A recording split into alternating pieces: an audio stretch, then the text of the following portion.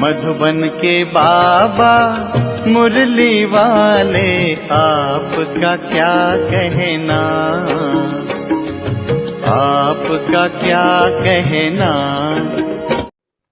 ओम शांति। 26 सितंबर 2022 के बाबा के अनमोल मधुर महावाक्य। पहले सुनते हैं मुरली की कुछ मुख्य पॉइंट्स। गीत तो बच्चों ने बहुत बार सुने हैं, अब उनके अर्थ में टीकना है। रावण वर्षा छीनते हैं, दुनिया वाले इस बात को नहीं जानते, तुम बच्चे जानते हो। यह रुद्र यज्ञ है, ज्ञान सागर अथवा शिव ने यह यज्ञ रचा है। यज्ञ तो अनेक प्रकार के रचते हैं ना, प्रजापिता तो एक ही होगा ना। जो भी यज्ञ रचते हैं वह सब है मेटेरियल यज्ञ। यह है रूहानी बाप का रूहानी यज्ञ। इसमें भी ब्राह्मण चाहिए, वह ब्राह्मण तो है कुख वंशावली, तुम हो मुख वंशावली। सिविल मैरिज में यह अक्षर नहीं निकालते हैं कि पति तुम्हारा गुरु ईश्वर आदि है। यह सब है ठगी। इसलिए चित्र भी ऐसा बनाया है कि लक्ष्मी नारायण के पांव दबा रही है। फिर नए सिर सतो प्रधान सतो रजो तमो में आएंगे। हर एक वस्तु जो तुम देखते हो नई से पुरानी जरूर होती है। दुनिया भी नई से पुरानी होती है। यह पुरानी दुनिया है। सन्यासी आदि तो श्री कृष्ण को याद करते नहीं है। बाकी किसने कहा मन मना भव, तत्व व ब्रह्मा तो नहीं कह सकता। बाप इस मुख का आधार लेकर कहते हैं, बच्चे मामेकम याद करो। यह सब पॉइंट्स बुद्धि में धारण करनी होती है, फिर समझना होता है। श्री कृष्ण कुमार है, फिर कृष्ण का स्वामी कैसे कहेंगे। जब स्वयंवर बाद लक्ष्मी नारायण बने तब स्वामी कहा गया, तब स्वामी कहा जाए। छोटेपन में तो आपस में खेलपाल करते हैं। बाप समझाते हैं यह माया के तूफान स्वप्न आदि सब आएंगे जब तक ज्ञान की पूरी प्रकाष्ठा आ जाए। बाप कहते हैं बच्चे सबको बाप का परिचय देते रहो। बाप जब स्वर्ग का रचयिता है तो जरूर हमको स्वर्ग की बादशाही मिलनी चाहिए। ओम शांति। और अब सुनते हैं मुरली को विस्तार से। मीठे बच्चे, रूहानी बाप ने यह रुद्र ज्ञान यज्ञ रचा है। इस यज्ञ के रक्षक तुम ब्राह्मण हो। तुम गायन लायक बनते हो, लेकिन अपनी पूजा नहीं करा सकते हो। आज की प्रश्न है, तुम बच्चों में जब ज्ञान की पराकाष्ठा हो जाएगी तो उस समय की स्थिति क्या होगी? उत्तर है, उस समय तुम्हारी स्थिति अचल अडल होगी। किसी भी प्रकार के माया के तूफान हिला नहीं सकेंगे। तुम्हारी कर्मातीत अवस्था हो जाएगी। अभी तक ज्ञान की पूरी पराकाष्ठा ना होने के कारण माया के तूफान स्वप्न आदि आते हैं। यह युद्ध का मैदान है। नई नई आशाएं प्रकट हो जाएंगी, परंतु तुम्हें इनसे डरना नहीं है। बाप से श्रीमत ले आगे बढ़ते रहना है। आज का गीत है, तुम्हें पाके हमने जहां। ओम शांति। गीत तो बच्चों ने बहुत बार सुने हैं, अब उनके अर्थ में टीकना है। लक्ष्य को पकड़ लिया है कि अभी हम बेहद के बाप से बेहद का वर्षा ले रहे हैं, जिसको आधा कल्प से याद किया है। रावण वर्षा छीनते हैं, दुनिया वाले इस बात को नहीं जानते, तुम बच्चे जानते हो। यह रुद्र ज्ञान यज्ञ है, कोई मनुष्य का नहीं। प्रजापिता ने यह यज्ञ नहीं रचा है, यह रुद्र यज्ञ है। ज्ञान सागर अथवा शिव ने यह यज्ञ रचा है। यज्ञ तो अनेक प्रकार के रचते हैं ना, जैसे दक्ष प्रजापति कहते हैं। जब दक्ष प्रजापति तो है नहीं, ब्रह्मा है प्रजापिता। दक्ष प्रजापति अक्षर नाम कहाँ से आया? बाप बैठ समझाते हैं, यह रॉन्ग बनाया हुआ है। शास्त्रों में भी लंबी चौड़ी कथाएं लिख दी हैं। अब बाप कहते हैं, जो भी सुनते आए हो सब भूलो, मैं जो तुमको सुनाता हूँ वह सुनो। प्रजापिता तो एक ही होगा ना। जो भी यज्ञ रचते हैं वह सब है मेटेरियल यज्ञ। यह है रूहानी बाप का रूहानी यज्ञ। इसमें भी ब्राह्मण चाहिए। वह ब्राह्मण तो है कुख वंशावली, तुम हो मुख वंशावली। मुख वंशावली कब पुजारी हो न सके, तुम पूज्य बनते हो, वह है पुजारी। तुम गायन लायक बनते हो, तुम्हारी पूजा अभी नहीं हो सकती। अगर देहधारी की पूजा करते हैं तो यह रॉन्ग है। पवित्र है ही सतयुग में देवताएं। हिंदियों की रस्म रिवाज है जो स्त्री को कहा जाता है पति ही तुम्हारा गुरु ईश्वर सब कुछ है, तो पति के चरण धोकर पीती है। आजकल तो वह रिवाज नहीं है। सिविल मैरिज में यह अक्षर नहीं निकालते हैं कि पति तुम्हारा गुरु ईश्वर आदि है। यह सब है ठगी। इसीलिए चित्र भी ऐसा बनाया है कि लक्ष्मी नारायण के पांव दबा रही है। समझते हैं वह भी यह सब करती थी। हिंदू नारी को यह करना चाहिए। हाफ पार्टनर से यह धंधा कराया जाता है क्या? किस्म किस्म के होते हैं, तो जो रस्म दिखते हैं वह चित्र बना देते हैं। अब वहाँ ऐसे थोड़े ही हो सकता जो लक्ष्मी बैठ पांव दबाएं। बाप कहते हैं मैं द्रौपदी के आकर पांव दबाता हूँ। उन्होंने फिर श्री कृष्ण का रूप दे दिया है। यह सब है व्यर्थ बातें। वहाँ राम को तो 4 भाई होते नहीं, वहाँ बच्चा भी तो एक होता है। 4 बच्चे कहाँ से आए? बाप कहते हैं मैं तुमको इन सब शास्त्रों का सार बताता हूँ।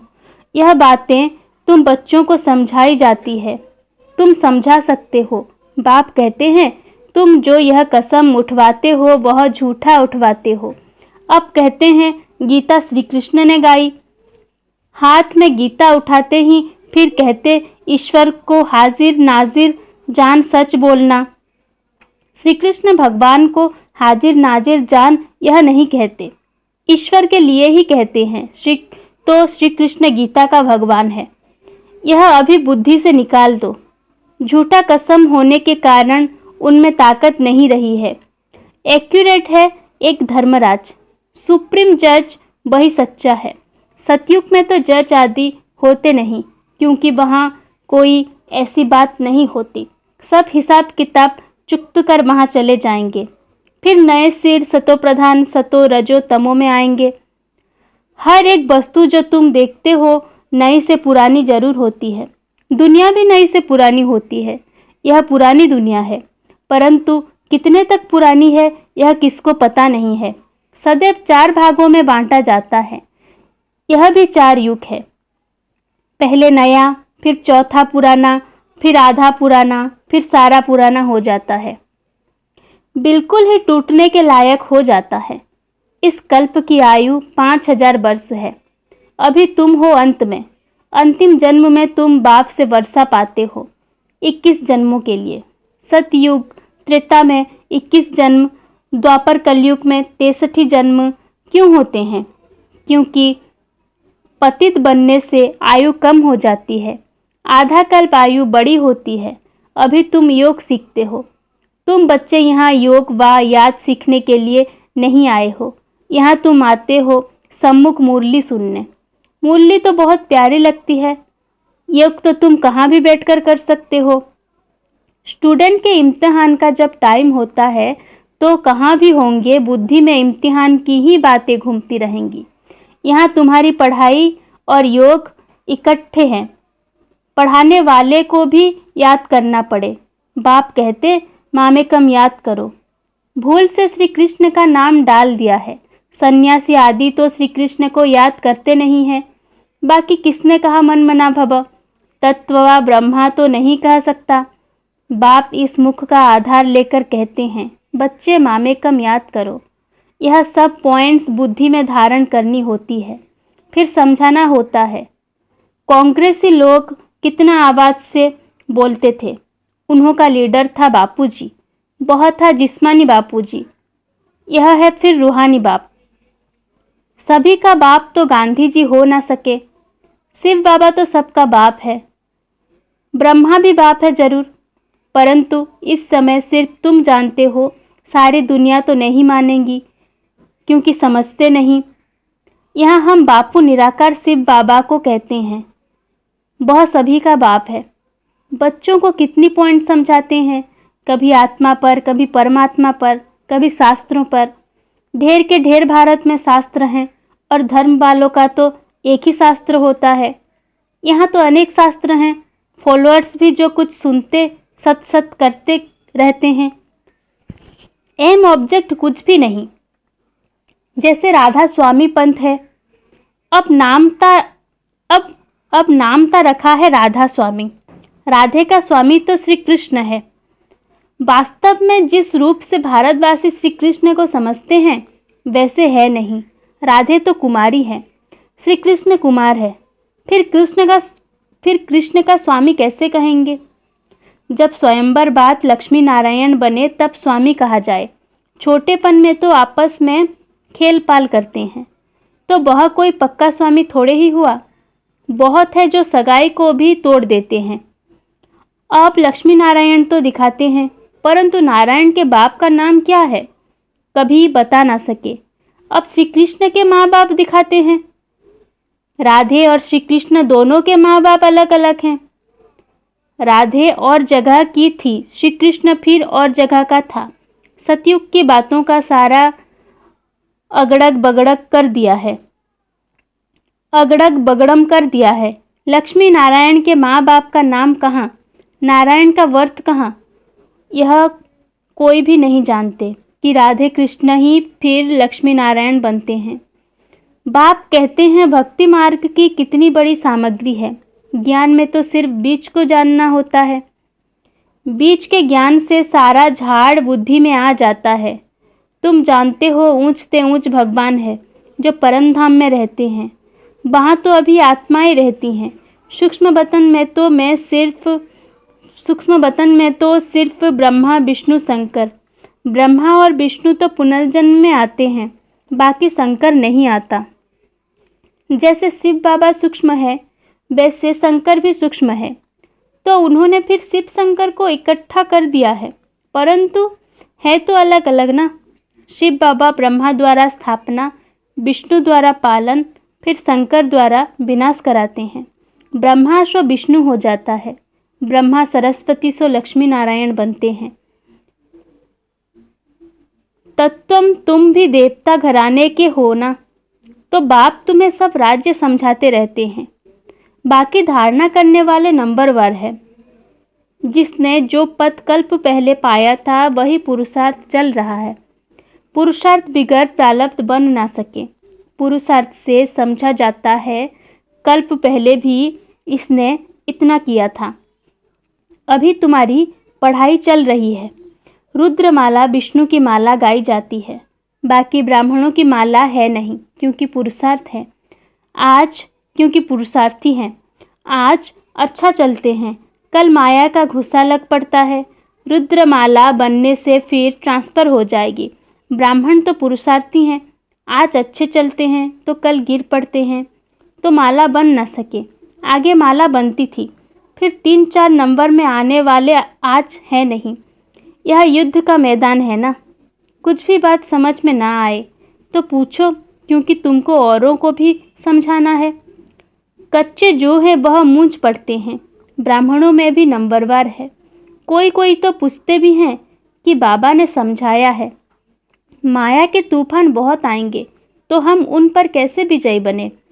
अनुभवी टीचर ना हो तो कैसे समझा सकेगी। बाप समझाते हैं यह माया के तूफान स्वप्न आदि सब आएंगे। जब तक ज्ञान की पूरी प्रकाष्ठा आ जाए, कर्मातीत अवस्था हो, इस समय तो बहुत आएंगे। बूढ़ों को और ही जवान बना देंगे, नई नई आशाएं प्रकट करेंगे। तुम कहेंगे आगे तो कभी ऐसे ख्याल भी नहीं आते थे। अरे युद्ध के मैदान में तो तुम अभी आए हो। वैद्य लोग कहते हैं कि इस दवाई से बीमारी सारी बाहर निकलेगी। तो बाबा अनुभवी हैं, सब कुछ बतलाते रहते हैं, इससे जरा भी डरना नहीं है। कहते हैं ज्ञान में आने से तो पता नहीं क्या हो गया है, इससे तो भक्ति अच्छी। बाबा तो कहते हैं भल जाओ भक्ति में, वहाँ तुमको यह तूफान नहीं आएंगे। बाबा तो सब बातें समझाते हैं, रोज़ सुनने वालों की बुद्धि में पूरी धारणा होगी। मुख्य है ही नॉलेज से काम, फिर भल कहाँ भी जाओ, मुरली तुमको मिलती रहेगी। मुरली पढ़ने की मिलिट्री में भी मना नहीं हो सकती। मिलिट्री को ऐसे थोड़े ही कहेंगे कि बाइबल व ग्रंथ आदि नहीं पढ़ो, सब पढ़ते हैं। उन्हों के मंदिर भी होते हैं जो मुरली कहाँ भी मिल सकती है। फिर भी तो लक्ष्य मिला हुआ है ना। मुख्य बात ही है बाप का परिचय देना। पहले तो निश्चय बैठे कि हमको पढ़ाने वाला नॉलेज पूल गॉडफादर है, तब और बातों को समझ सकेंगे। गॉडफादर कैसे आकर पढ़ाते हैं यह किसको पता नहीं है। लिखा हुआ भी है भगवान उवाच, उनका नाम शिव है, परमात्मा है ना। परम अर्थात सुप्रीम, परम धाम में तो सब रहते हैं, आत्माओं में भी सुप्रीम पार्ट तो किसका होगा ना। उनको क्रिएटर, डायरेक्टर, मुख्य एक्टर कहा जाता है। वह है रचयिता, करण करा बनहार, फिर पाठधारी भी हैं। इसमें आकर कितना पाठ बजाते हैं जिससे भारत स्वर्ग बनता है। ऊंच से ऊंच शिव बाबा आया, क्या आकर किया, कुछ भी नहीं जानते। कल्प की आयु ही लंबी कर दी है। बाप कहते हैं मुझे आना ही है कलयुग अंत और सतयुग आदि में। सतयुग में लक्ष्मी नारायण का राज्य था, पावन दुनिया थी। हम सो पावन, फिर हम सो पतित। चढ़ती कला उतरती कला कैसे होती है, अभी यह सब तुम्हारी बुद्धि में है। बाप कहते हैं बच्चे सबको बाप का परिचय देते रहो। बाप जब स्वर्ग का रचयिता है तो जरूर हमको स्वर्ग की बादशाही मिलनी चाहिए। भारत को थी, अब नहीं है, इसीलिए भगवान को आना ही पड़ता है। भारत ही शिव बाबा का बर्थ प्लेस है, आकर तुमको स्वर्गवासी बनाया था। अब तुम भूल गए हो। भूल और अभूल का यह खेल है। इस नॉलेज को भूलने से फिर उतरती कला होती है। 1 सेकंड में जीवन मुक्ति चढ़ती कला, जीवन बंद में कितना समय लगा, यह बातें शास्त्रों में थोड़े ही है, जनक की बात है ना। बाप कहते हैं जो भी कुछ पढ़ा है सब भूल जाओ। बाप टीचर सद्गुरु मैं ही हूँ। 21 जन्मों का तुमको वर्षा देता हूँ। फिर भी अहो ममा ये माया तुम कब्रिस्तान बना देती हो। शिव बाबा परिस्तानी बनाते हैं। माया बहुत बच्चों को धोखा देती है क्योंकि श्रीमत पर ठीक रीति नहीं चलते हैं। अच्छा, मीठे मीठे सिक्के लदे बच्चों प्रति माता पिता बाप दादा का याद प्यार और गुड मॉर्निंग। रूहानी बाप की रूहानी बच्चों को नमस्ते। आज की धारणा के लिए मुख्य सार।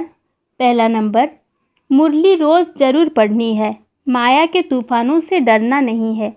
किसी भी प्रकार के धोखे से बचने के लिए श्रीमत लेते रहना है। दूसरा, पढ़ाई और योग दोनों इकट्ठा हैं, इसलिए पढ़ाने वाले बाप को याद करना है। निश्चय बुद्धि बनना और बनाना है। बाप का ही परिचय सबको देना है। आज का वरदान, अकाल तख्त पर बैठकर कर्मेंद्रियों से सदा श्रेष्ठ कर्म कराने वाले कर्मयोगी भव। विस्तार, कर्मयोगी वह है जो अकाल तख्तनसीन अर्थात स्वराज्य अधिकारी और बाप के वर्षे के राज्य भाग्य अधिकारी है। जो सदा अकाल तख्त पर बैठकर कर्म करते हैं उनके कर्म श्रेष्ठ होते हैं, क्योंकि सभी कर्मेंद्रियां लॉ और ऑर्डर पर रहती हैं। अगर कोई तख्त पर ठीक ना हो तो लॉ और ऑर्डर चल नहीं सकता। तो तख्तनसीन आत्मा सदा यथार्थ कर्म और यथार्थ कर्म का प्रत्यक्ष फल खाने वाली होती है। उसे खुशी भी मिलती है तो शक्ति भी मिलती है। आज की स्लोगन है, ब्रह्मा बाप के प्यारे वह है जिनका ब्राह्मण कल्चर से प्यार है। ओम शांति।